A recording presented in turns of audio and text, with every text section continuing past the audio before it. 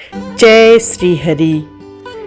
माघ मास में पड़ने वाली जया एकादशी के कथा व्रत महात्म के बारे में सुनने वाले और सुनाने वाले को दोनों को बराबर का पुण्य फल मिलता है। तो भक्तों, आइए हम सभी लोग कथा पान का श्रवण करते हैं और पुण्य के भागी बनते हैं। जय श्री हरि। कथा का आरंभ करते हैं।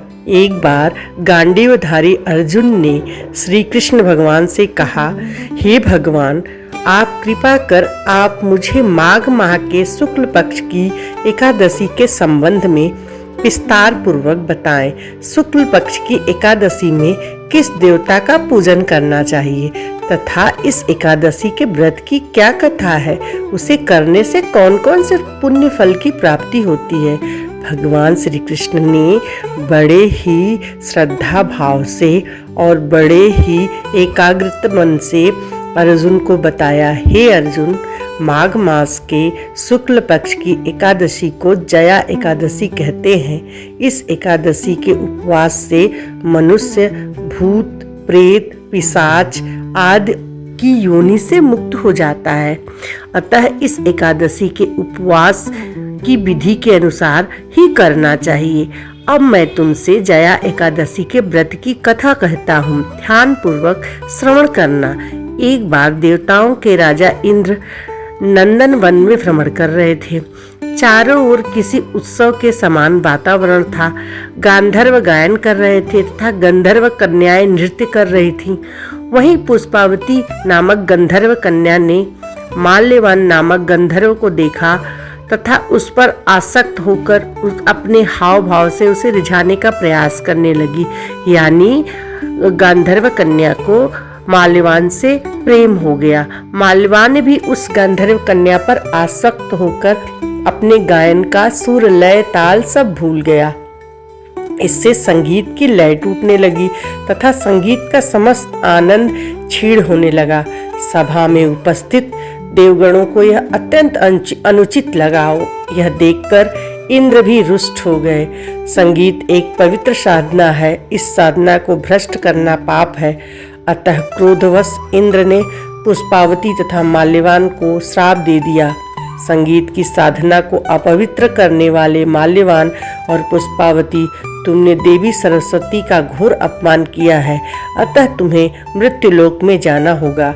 गुरुजनों की सभा में असम्य या लज्जाजनक प्रदर्शन करके तुमने गुरुजनों का भी अपमान किया है। अब तुम अधम पिशाच के समान जीवन व्यतीत करोगे।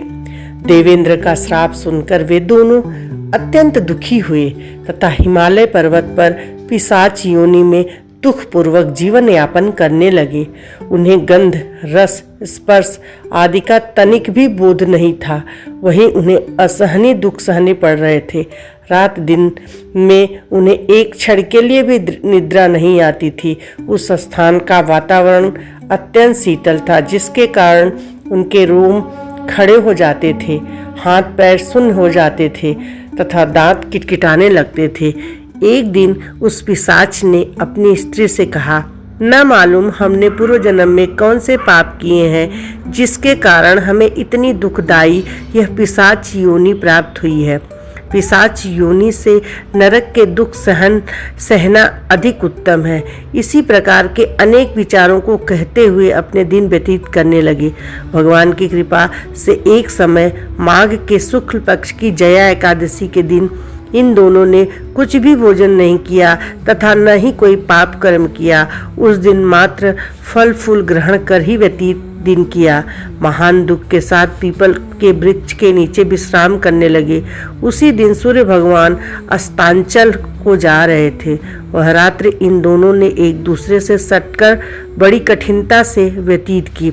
दूसरे दिन प्रातःकाल होते ही प्रभु की कृपा से इनकी पिशाच योनि से मुक्ति हो गई तथा पुनः अत्यंत सुंदर अप्सरा एवं गंधर्व देह धारण करके वह सुंदर वस्त्रों एवं आभूषणों से अलंकृत होकर दोनों स्वर्ग लोक को चले गए। उस समय आकाश में देवगण तथा गंधर्व इनकी स्तुति करने लगे। नागलोक में जाकर इन दोनों ने देवेंद्र को दंडवत प्रणाम किया। देवेंद्र को भी उन्हें उनके वास्तविक रूप में देखकर महान विस्मय हुआ तथा उन्होंने पूछा, तुम्हें पिशाच योनि से किस प्रकार मुक्ति मिली? उसका संपूर्ण वृत्तांत मुझे बताओ।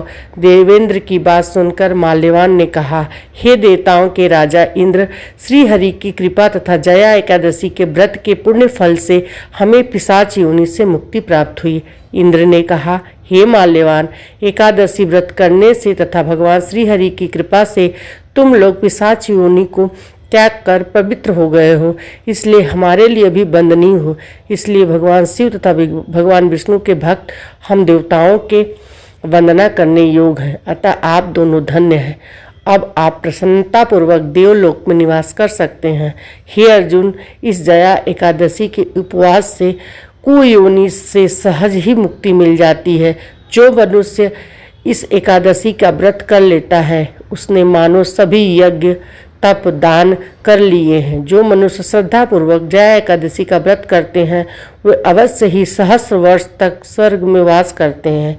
इस कथा से यह सीख मिलती है कि संगीत की देवी सरस्वती अलौकिक वरदान है। यह एक साधना है, विद्या है, इसमें पवित्रता आवश्यक है।